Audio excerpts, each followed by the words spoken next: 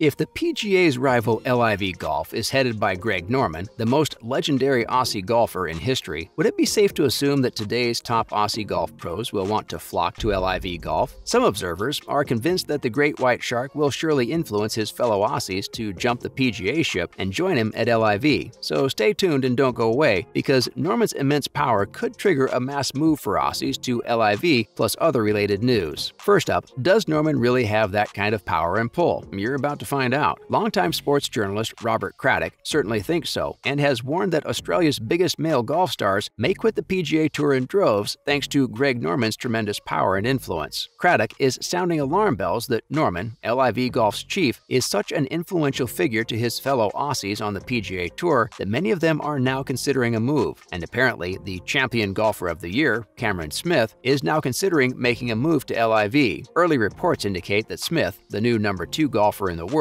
is being offered $130 million to join LIV Golf. Norman is also eyeing Smith's fellow Australians Marc Leishman and Adam Scott, and rumor has it that Norman dreams of forming an all-Aussie team. Leishman had talks with LIV Golf prior to this year's Open Championship, but a big money offer wasn't made at that time, and it's no secret how Adam Scott feels about LIV. He's already said he'd be happy to join LIV because there are fewer time commitments. Cradock said, "Smith is very close to Marc Leishman and Adam Scott, and I've just got this feeling it'll be all three in or all three out." Next up, does Aussie great Ian Baker Finch think Cameron Smith should make the jump to LIV? Let's take a look. Aussie golf great Ian Baker Finch has urged Cameron Smith to reject promises of big money from Greg Norman's LIV Golf Series and create a legacy on the PGA Tour. Shortly after Cameron Smith became the first Australian since Norman, who himself held the claret jug in 1993, the focus on Smith's victory at St Andrews quickly shifted to his golf future. When a reporter asked Smith whether he was considering joining LIV, Smith replied, "I just won the British Open, and you're asking about that? I think that's not that good." When the reporter pressed Smith a little more, Smith responded, "I don't know, mate. My team around me worry about all that stuff. I'm here to win golf tournaments." Smith's coach, Grant Field, said, "The sky's the limit for Cam. I can see more majors in the future if he puts the work in." If Smith does join the LIV Golf Series, he'll likely be banned from playing in any majors in the future. Baker Finch won the '91 Open, and during a radio interview was asked about what he thinks Smith ought to do, and said, "I know that they are talking to him and many others. I hope he doesn't join LIV because I think he can leave a great legacy by winning major championships and becoming the best player in the world. I don't think he needs the money. I don't think it is going to be something that he should do. He will be a $100 million guy or more now. Does he want to win more majors, or does he want the money? I'm hoping he stays and leaves a great legacy like Tiger Woods or Rory McIlroy, which he could do. I think Justin Thomas and Rory McIlroy and a lot of those guys that still compete and play well in majors and want to leave a legacy, they're the guys I would be following." Up next, how did Cameron Smith celebrate his British Open victory? He partied like it's 1999. After winning the British Open, the 150th Open Championship winner partied with some major golf champions and even some Rugby World Cup champions. He listened to Australian rock bands like Cold Chisel and INXS while savoring the taste of victory at St Andrews. And Cameron followed through on his promise of finding out just how many beers went into the claret jug. Several Birra Morettis later, he found out. Birra Moretti is a traditional beer that's remained virtually unchanged since 1859. Smith partied in the Players' Lounge at the Old Course Hotel. Smith figured out that the claret jug holds nearly 2 bottles of Birra Moretti. Smith partied with 2013 Masters champion Adam Scott and other Australians who competed at the Open. Smith reportedly celebrated with his gold medal around his neck. Smith's caddy, Sam Pinfold, was also one of the stars of the evening as he followed in the same footsteps as Steve Williams, who caddied for Tiger Woods and helped him win an Open victory at St Andrews. Pinfold said, "From the moment I met him 8 years ago, I knew he was a different gravy. He has a look in his eyes that tells you he's going to stand and deliver." Stay tuned and don't go away, because we're about to reveal some of the top Aussie golfers of all time. Next up, would you like to know about one of Australia's greatest sporting stories? It's the story of Jason Day. Jason Day managed to overcome a troubled youth and rise to become #1 in the world. Day lost his father to stomach cancer when he was just 12, and he dealt with the pain and loss of his father by essentially acting out and getting into trouble. That was until Day discovered his passion for golf. In 2004, at the age of 16, Day won a junior world title in San Diego, California, and the Australian Boys Amateur. 3 years later, in 2007, Day became the youngest winner of a PGA Tour sanctioned event at 19 years old when he won what is now known as the Corn Ferry Tour. A 2010 PGA Tour victory and 2 second-place finishes at the Masters and US Open came in 2011. Day won 11 PGA titles, including the 20 2015 PGA Championship, 2016 Players Championship, and 2 WGC Match Play victories. Day's 2015 season was by far his best. He won 5 times and rose to world number 1. Day's 2015 season is considered the greatest ever season by an Australian male. He's also a 4-time runner-up in majors with 16 top 10 results and made 17 consecutive cuts in majors from 2013 to 2017. Severe and chronic back pain put a damper on Day's career, but he'll always be considered an inspiration to future generations of Aussie golfers. Up next, who is one of Australia's most celebrated female golf legends? Let's take a look. It all started with a little girl from Ayr in tropical North Queensland who developed a love for golf. Little did she know, she'd grow up to become one of the greatest female golfers on the planet. At only 30 years old, Karrie Webb became the youngest living person to ever be inducted into the World Golf Hall of Fame. Her first victory came at the 1995 Women's British Open, where she won by 6 shots and became the event's youngest ever winner at age 20.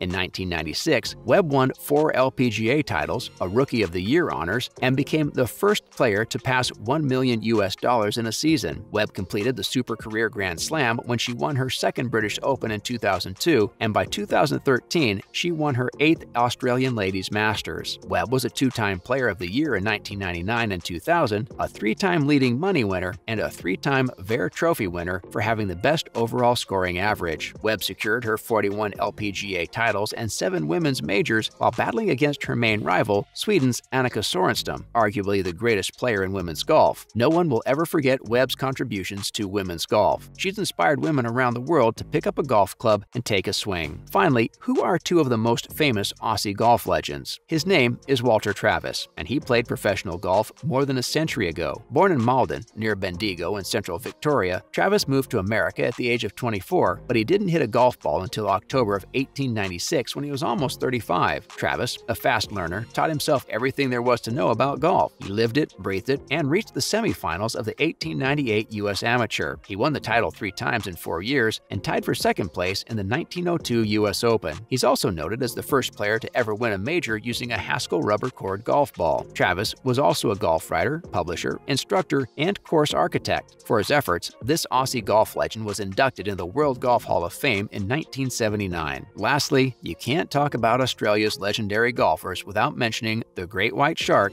Greg Norman. Norman is known for being a powerful straight driver, a courageous shot maker with a velvet touch, and an all-around charismatic guy on the fairways. At the height of his career, Greg Norman was much more than a 2-time British Open winner. He first wowed audiences at only 21 years old when he won the 1976 West Lakes Classic in Adelaide. It will be the first of Norman's 33 victories in Australia. His golf play overseas, however, is what truly made Norman a legend. Norman is also credited with being the first Australian to be officially recognized as world number 1 and holding the coveted spot for a total of 331 weeks. That's a wrap for today's video. Thank you for watching.